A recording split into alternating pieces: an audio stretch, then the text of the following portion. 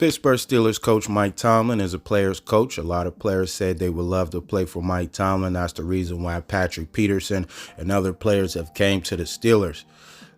Mike Tomlin has never lost a locker room. He keeps the locker room engaged, and that's his biggest, his attribute to his coaching, man. The way guys just rally. The players play for him. Last year, you want to keep the non-losing streak alive for him. That's just the type of guy he is with his players. And like I said, never losing a locker room. But I think he may be in danger of that this year. This may be his tallest task of the locker room thing, man. Because if you look at it, the way the Pittsburgh Steelers, the body language, just little comments from people, and players, it looks like it may be about to bust through the seams, man. This may be a problem that Mike Tomlin may not be able to, manage, especially, I believe, if he don't do nothing about the quarterback situation, man. You got to either, bench Kenny for you have to do something. Sit him down. And if you do, you put Mason in there, because Mitchell turns it over too much, man. You'll be playing from behind. You always play from behind, but you're going to be playing from behind a lot. You'll be down 21 messing with Mitch, man. He gets in there and he just throws it. He don't care. He knows his fate and he don't care. He's happy with the backup role. He don't care about starting nowhere, so he's just not even trying. So I will go to Mason. Mason actually cares. And one thing with Mason, he's going to go deep on you. So I would bench Kenny for just one game. I didn't say this would be the for the rest of the year, man. But you got to do something.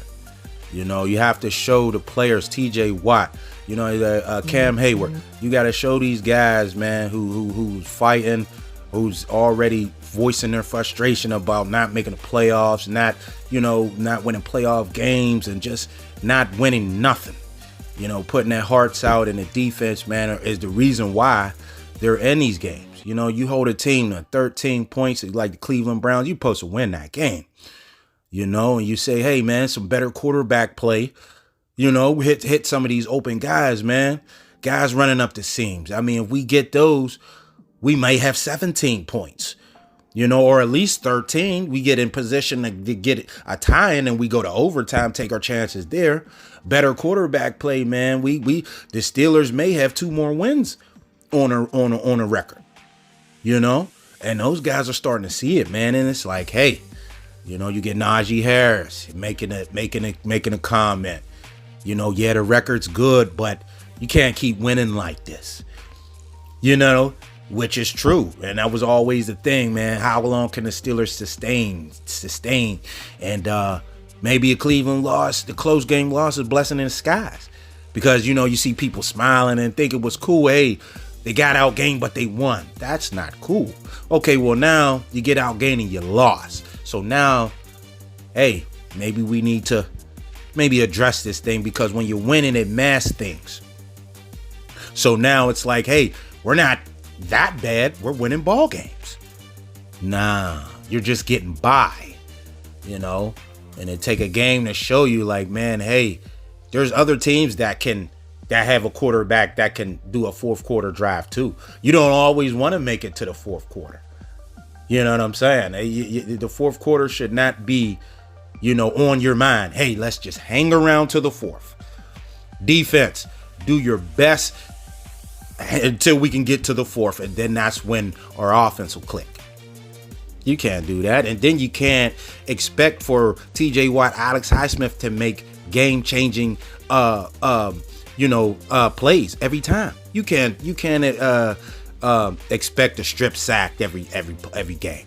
You can't expect an interception touchdown every game. You can't expect those splash plays. You can expect those guys to make plays, sacks, pressures, and things like that, deflect the ball and all that. Yeah, but you can't lean on T.J. Watt and Alex Highsmith every game to change the field position for you because the offense can't move the ball. We need the defense to make a play to put us in the red zone because we can't get down there. And that's because of the quarterback play.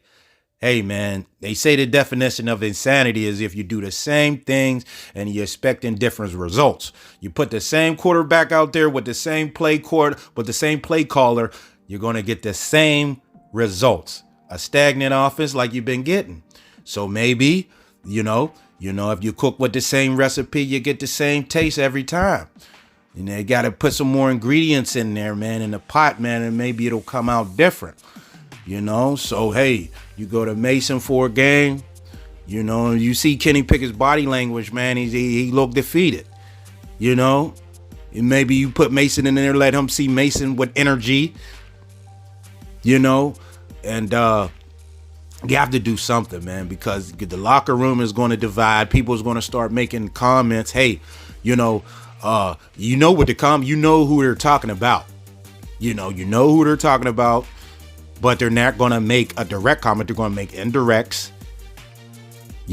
like Najee Harris. But after a while, it's just going to blow up. It's just going to blow up after a while, man. And you got players that you're wasting. You got Pickens. You got players, people think guys will be here. They don't have to be here. Man, you think Pickens is going to keep doing that and pouting? There's going to be a time where you say, hey, I want out.